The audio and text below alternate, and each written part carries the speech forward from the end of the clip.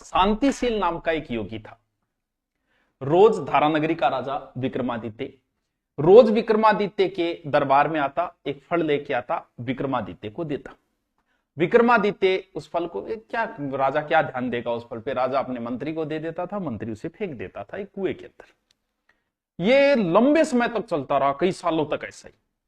एक दिन राजा कोई गुड़साल के अंदर घूम रहा था और वो योगी वही आ गया। योगी ने वो फल दिया, राजा ने वो फल ऐसे उछाला, पास में कोई बंदर था, उस बंदर ने उस फल को लेके खाया। खाते उसके अंदर एक हीरा निकला। राजा को बड़ा अचंभा हुआ। राजा ने मंत्री को बुलाया कि वो बाकी फल कहां है। तो वो एक कुएं में डाल रखे थे, सड़ गल गए थे, लेकिन उसके अंदर भी हीरा चमक रहा था। हीरे को जब चेक करवाया गया तो हीरा तो बड़ा कीमती, बेशकीमती हीरा, एक एक राज्य की कीमत का एक एक हीरा। राजा बड़ा अचंभित हुआ कि योगी तो कोई सिद्ध पुरुष है। राजा शांतिशील नाम का था, योगी को बुलाया कि भाई क्या बात है, कोई स्वार्थ के लिए मुझे दे रहे थे या क्या है ये। तो योगी ने कहा कि देखो, राजा है, गुरु है, ज्योतिष है, बेटी है, इनके घर कभी खाली नहीं जाती। बहुत ज्ञान की बातें इस बेताल पच्चीसी के अंदर, एक एक चीज ज्ञान की बातें हैं। तो बोल भी बताओ क्या है। बोल बताएंगे, कभी हवेली आओ, मैं गोदावरी के किनारे एक शमशान घाट के अंदर, मरघट के अंदर वहां रहता हूं, वहां आओ। तो राजा से एक दिन का समय मांगा, एक रात का, कि एक रात का आपका समय चाहिए, एक रात आइए। वीर था विक्रमादित्य, वीर विक्रमादित्य है वो। तो बोल ठीक है, आएंगे एक रात। राजा उस रात मरघट गया, शमशान भूमि। कौन राजा, कहां शमशान भूमि, वो भी रात को कौन जाता है। तो राजा शमशान भूमि में पहुंचा तो वो योगी तपस्या कर रहा था, पास में सारे नरमुंड पड़े थे और लाशें पड़ी थी चारों ओर, और बैठा था बीच के अंदर। बोले आ गए राजन। बोले हाँ आ गए। बताओ। वो राजन एक काम कर दो, बस मेरा वचन दो, काम कर दोगे पूर्ण। बताओ। यहां से दक्षिण दिशा की ओर और एक पेड़ है, उस पेड़ पे एक लाश टंगी हुई है, उल्टी टंगी है, एक मुर्दा टंगा है, उस मुर्दे को ले आओ तुम। ये काम किसी और से भी तो करवाया जा सकता है। बोल नहीं राजन, कोई इसे नहीं कर सकता, इसे तो कोई वीर बुद्धिजीवी और शास्त्रों का ज्ञाता व्यक्ति ही कर सकता है। राजा ने वचन दिया था। अब राजा निकला और पूरी मरघट, चारों ओर भूत प्रेतों की आवाजें सुनाई दे रही है। कहानी है ये, ऐसा कहानी, भूत प्रेतों की आवाजें सुनाई दे रही है, सांपों का सांप ही सांप पूरे जंगल में। डर तो सबको लगता है, डर का एक नियम है। हम कह देते हैं कि वो बड़ा हिम्मती है यार, बिन डर को लगे। डर हर व्यक्ति को लगता है। जैसे आप पेपर देने जाते हो, डर आपको भी लगता है, जिसका सिलेक्शन पहली रैंक आई, डर उसे भी लगता है। बस फर्क इतना सा होता है कि जो व्यक्ति कमजोर होता है उसके ऊपर डर हावी हो जाता है और वो डर उसे भगा देता है वहां से, और जो वीर होता है वो डर को साइड में रख के चला जाता है। डर तो राजा को भी लग रहा है, लेकिन राजा तो वीर है, डर को साइड में रखे राजा और उस लाश तक पहुंच गया। उस पेड़ बताते हैं वहां लाशें ही लाशें थी, टंगी हुई थी, और राजा एक पेड़ पे लाश जो टंगी हुई है ऊपर चढ़ा और उस लाश को नीचे उतारा। नीचे उतारते ही वो लाश हंसने लगी। राजा नीचे आया और पूछा क्या बात है भाई, हंस रहे हो क्या। इतना कहती वो लाश वापस टक गई। राजा फिर ऊपर चढ़ा, फिर उतारा और उसे अपने कंधे पे डाल दिया। वो था बेताल, बेताल पच्चीसी, बेताल। तो बेताल ने कहा कि देख राजन, अगर तू बोल गया, तूने कब्जा कर लिया, फिर मेरे को डाल लिया कंधों के ऊपर और मुझे तू उस योगी के पास ले जा रहा है, बड़ा धूर्त योगी है वो, तू मुझे ले चल, लेकिन एक नियम है, बोलेगा नहीं। अगर तू बोल गया तो मैं वापस जाके वहीं टंग जाऊंगा। राजा ने उसे अपने कंधे पे ले लिया और राजा चल पड़ा। अंधेरी रात, अब अंधेरी रात हो तो थोड़ी गुपचुप हो जाए। अब वो बेताल पच्चीसी ये कहता है कि यार बहुत लंबा सफर है और कुछ कहानी सुनाता हूं मैं तुम्हें। वो कहानियां चलती है सारी रात, 25 कहानियां। राजा को कहानी, अब राजा बोल नहीं सकता, ना हूं कर सकता है, ना हां कर सकता है, ना हां को बोल सकता है, ना बोल सकता है, क्योंकि बोलते ही वो मुर्दा जाके वापस टंग जाएगा उसके अंदर बेताल। तो कहानी सुनाता है कि सुनो राजन, मालती नाम की एक बड़ी ही सुंदर कन्या थी, आसपास उसकी चर्चाएं थी, बहुत सुंदर कन्या थी। उसका एक भाई था, एक पिता और एक मां। उसका पिता एक दिन कहीं रिश्तेदारी में गया हुआ था, वहां एक लड़का उसे पसंद आ गया और उसने मालती का विवाह जो है वो उसके साथ तय कर दिया। और उसका भाई भी उस दिन गुरु के पास पढ़ने के लिए गया था और वहां गुरु ने यह कहा कि देख, ये तेरा मित्र है और तेरी बहन मालती बहुत सुंदर है, तो इसके साथ विवाह कर दे। उसने कहा कि मुझे कोई ऐतराज नहीं है, मैं अपनी बहन का विवाह इसके साथ तय कर दूं। और उसी समय तीनों घटनाएं बराबर चल रही है, यानी वो कौन बता रहा है, बेताल बता रहा है और विक्रमादित्य वो सुन रहा है, कोई मतलब नहीं है उसको, ना हाँ बोल रहा है ना बोल रहा है, बस सुन रहा है।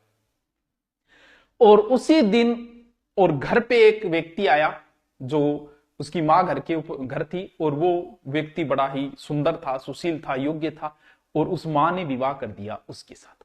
यानी मालती का विवाह 3 जगह तय हो गया। मालती सुंदर थी, तीनों के तीनों ही मालती से प्रेम करने लग गई। अब घर आते ही तीनों लड़े। बाप तो कहे कि मेरा अधिकार है भाई, मैं विवाह तय कर दिया। माँ कह रही है अच्छा हमारी कौन चलेगी, मैं भी कर दियो। बिना भाई क्या बोल, मैंने जहां किया वहीं होगा। मालती भी दुविधा के अंदर, और संयोग ऐसा बैठा कि मालती को सांप ने डस लिया और मालती की हो गई मृत्यु। वो तीनों जिनके विवाह तय हुए वो भी वही है, तीनों के तीनों। मालती को शमशान भूमि में ले जाया गया और उसे दाग संस्कार कर दिया। तीनों भी दाग संस्कार करवा रहे हैं साथ। बाकी सारे परिवार वाले आ गए, वो 3 ही बचे मालती के पास में। तीनों ही रो रहे हैं, तीनों ही प्रेम करते हैं मालती से। एक ने वो राख इकट्ठी की और एक बर्तन में डाल दी। दूसरे ने वो हड्डियां इकट्ठी की और एक जगह गंठली बना ली। तीसरा बोला कि भी मेरा तो दुनिया से मोह भंग हो गए, मुझे क्या लेना देना, अब मैं तो निकल रहा हूं योगी बन के दर दर की ठोकरें खाने के लिए। वो निकल गया दर दर की ठोकरें खाने के लिए। दूसरा जिसने राख इकट्ठा की वो बोला मुझे क्या मतलब अब दुनियादारी से, मैं तो यहीं बैठूंगा और यहीं रहूंगा। वो उसी शमशान भूमि में रहने लग गया।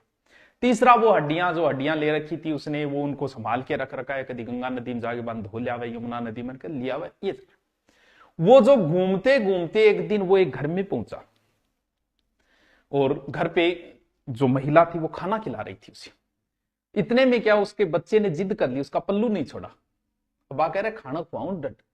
अब क्या वो बच्चे ने जिद कर ली तो उसे गुस्सा आया और उस बच्चे को उसने पास किया, जो आग जल रही थी उसमें फेंक दिया, बच्चा जल गया।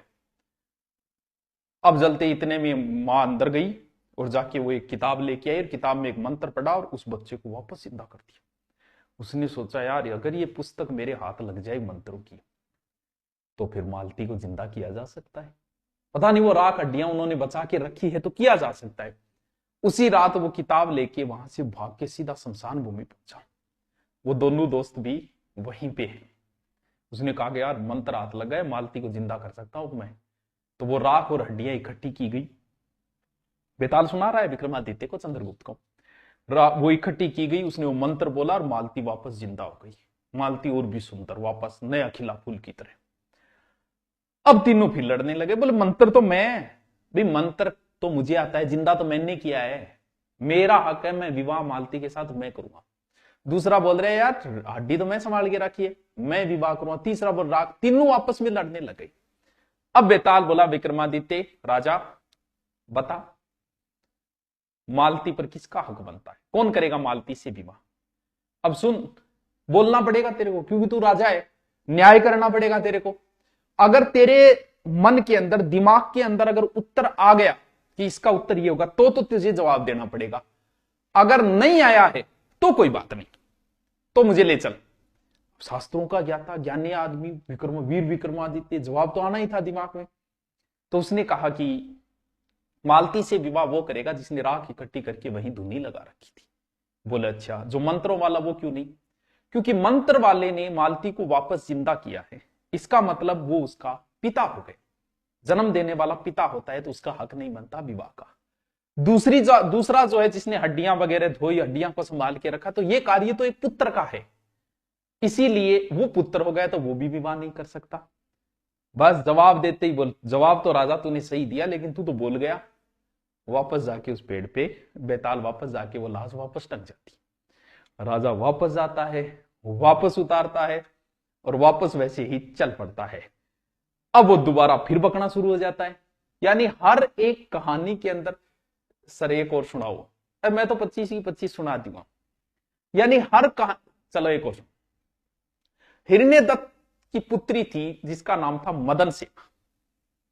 एक दिन वो बाग में गई हुई थी, वहां एक व्यक्ति ने उसे देखा, धर्मदत्त नाम का व्यक्ति था।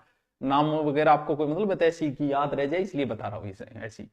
उसे देखा और उससे प्रेम कर बैठा और उसने कहा कि मैं प्रेम करता हूं और मैं शादी करना चाहती हूं। उसने कहा कि तू प्रेम करता है, मेरी शादी तय हो चुकी, 5 दिन बाद तो मेरी शादी है। बोल नहीं तो मैं तो मर जाऊंगा। बोले ऐसा करो, मेरी शादी से पति के पास से पहले एक दिन मैं तुमसे मिलने जरूर आऊंगी, एक रात मिलने आऊंगी तुमसे।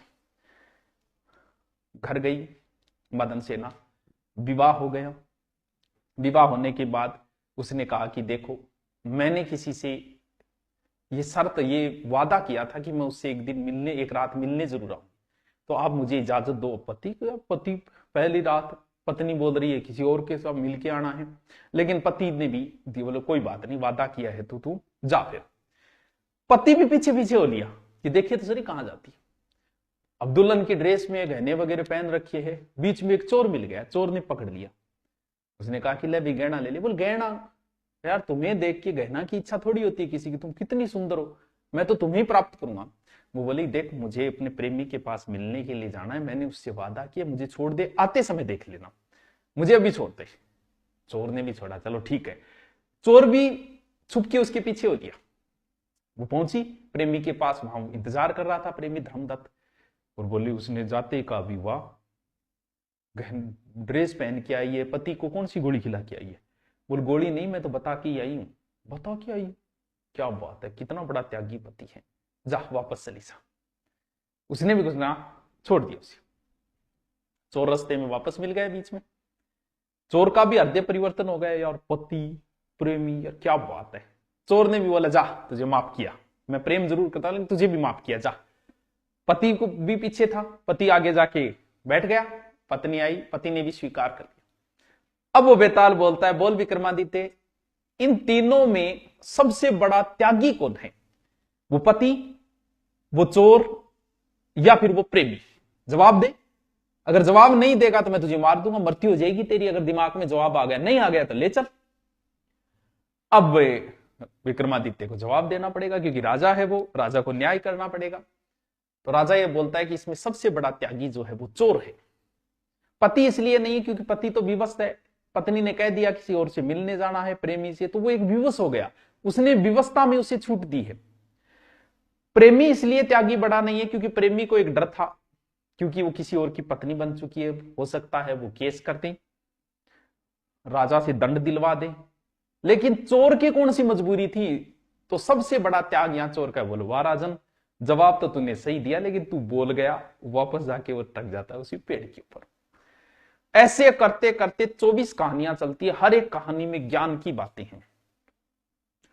सर राजा कहां अटक गया? अरे मैं तो बता दूं, लास्ट कहानी में अटकता है, 24वीं कहानी में राजा अटक जाता है। और तब वो मुर्दे को, अटकने का मतलब लास्ट कहानी में वो ये कहता है कि एक राजा है, उसका राज्य छिन गया, उसकी एक रानी है, एक पुत्री है, वो उन तीनों को लेके एक जंगल, लास्ट कहानी है जहां पर राजा अटक जाएगा, तीनों को लेके वो जंगल में चला जाता है। वापस उसको पेड़ से उतारा और वापस 24वीं कहानी एक ही रात में चलती है, 25 कहानियां बेताल 25 ही के अंदर। तो राजा के ऊपर किसी ने अटैक किया अचानक से जंगल के अंदर, आदिवासी लोगों ने, तो राजा मारा गया। वो उसकी पत्नी और पुत्री दोनों छुप गए थे। जैसे बाहर आए राजा मरा वहां, तो वो बड़ी दुखी हुई, रोते रोते वो आगे की ओर चल पड़ी। उसी समय चंड सिंह यानी सीधा माना, उसी समय एक साहूकार और उसका बेटा जंगल के अंदर शिकार करने के लिए जाते हैं। वहां पर वो देखते हैं कि 2 महिलाओं के पैरों के निशान। तो पुत्र ने कहा साहब पिता से कि पापा जंगल में ही मंगल, इसमें एक पैर छोटे एक बड़े, इसका मतलब छोटे पैर वाली छोटी है, बड़े पैर वाली बड़ी है। ऐसा करते हैं कि अगर हमें मिली तो पापा जी एक को मैं ब्याह करूंगा और एक को पापा जी थे करूंगा। बोल ठीक है बेटा कर लेना। थोड़ी देर बाद वो जंगल के किनारे मिल गई, उन्होंने सच्चाई बताई, लेकिन वो घर लेके, लेकिन संयोग ऐसा था कि मां के पैर छोटे थे, बेटी के बड़े थे, लेकिन शर्त वो पहले हो चुकी थी, यानी साहूकार ने तो विवाह कर लिया पुत्री से, कहानी बता रहा है बेताल, और बेटे ने विवाह कर लिया मां से यानी रानी से, यानी मां की सास हो गई पुत्री, मां बेटे सास हो गए। अब वो ये कहता है कि इनके कई संतानें हुई, मुझे तो ये बताओ कि इन संतानों के आपस में क्या रिलेशन है। अब राजा अटक गया, राजा ने बहुत सोच विचार किया, अटक गया मतलब उसके पास कोई जवाब नहीं है, जवाब नहीं है तो वो ले जा सकता है। तब उसने बेताल ने कहा कि देख तू मुझे उस योगी के पास ले जा रहा है, वो बड़ा धूर्त है, वो राजा बनना चाहता है, चक्रवर्ती सम्राट बनना चाहता है। वो योगी जैसे ही तुम ले जाओगे इस लाश को, छोड़, लाश से बेताल निकल जाता है। फिर एक बात कहे कि जैसे ही लाश को तुम बाहर रखोगे वो तुम्हें उस लाश को प्रणाम करने को कहेगा, तुम प्रणाम मत करना और उसको किसी तरीके से उसे मार दे। जैसे ही राजा पहुंचा, योगी बोला कि मुझे विश्वास था कि तुम जैसा चक्रवर्ती वीर विक्रमादित्य ही ला सकता था इसको। तो लाश को रखा, उसने फूल वगैरह बरसाए, फिर बोले कि हे राजन, इस लाश को प्रणाम करो। राजा को बात याद आ गई बेताल की। राजा बोला नहीं, मैं राजा, मैं प्रणाम थोड़ी करूं, मुझे प्रणाम करना आता ही नहीं, पहले तुम करके दिखाओ। तो योगी ने जैसे ही प्रणाम किया, राजा ने उसकी हत्या कर दी। और उसी समय बेताल वापस आता है, बोलता है कि अगर तुम्हें मार देता तो ये चक्रवर्ती बन जाता, और तुमने मारा है, और कोई वरदान मांगो। और वरदान तो ये 25 कहानियां जो सुनेगा उसके पाप दूर होंगे, ऐसा वरदान। तो कहते हैं कि जो 25 कहानियां सुनता है, मैंने 3 तो सुना दी आपको, बाकी आप सुन लेना, कहीं मिले पढ़ लेना। वैसे 25 ही 25 है, लेकिन लंबा अपने को क्या, अपने मुझे तो ये बताना था कि ये बेताल भट्ट जो है, वो बेताल 25 ही जिसने लिखी थी वो विक्रमादित्य के दरबार में था।